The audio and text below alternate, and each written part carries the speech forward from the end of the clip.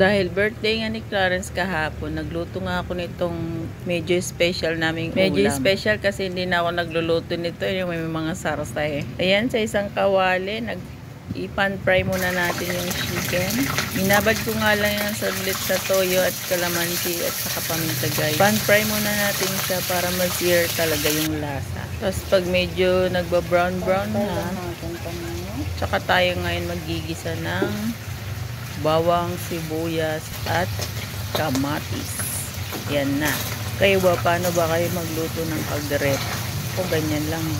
Pag nalanta na nga yung mga aromatics natin, saka natin ihalo yung chicken. Tinanong ko ang anak ko, anong handa mo, bebe? Sabi niya, wala, mama.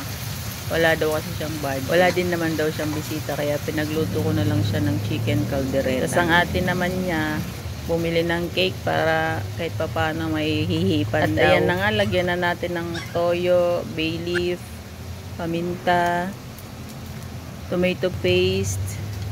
Tomato paste na lang guys ginamit ko kasi wala naman akong mamasitas. Masarap sana yung mamasitas kasi kompleto na yung lasa. At yun, halo-haloin na natin.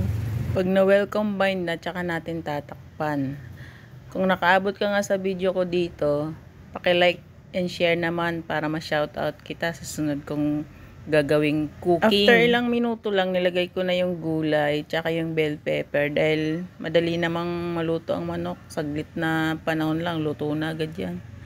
Naglagay din ako ng cubes tsaka reno para masarap. Napakagastos talaga guys magluto ng caldereta. Ayan, meron pang ganyan gisantes. Nilalagyan din yan pampakulay. Tsaka syempre pang balance ng lasa yung sugar. Hindi lagi nawawala yan sa niluluto ko. Tsaka ang pangpaanghang para may konting sili na maanghang. Ayan, nagsayang na nga din ako at nilagyan ko ng suka dahil ang suka ay maganda para hindi agad napapanis ang sinaing nyo. Ayan na guys, paluto na. Malapit nang maluto yan. Konting panahon na lang, niluluto ko na lang yung patatas. Nung tinikman ko ngayon ay medyo kulang sa alat kaya nagdagdag na lang ako ng konting magic tsaka konting asin. Maalat talaga ako magtimpla guys. Kayo ba? Ayun lang. Salamat sa panonood. Until next time.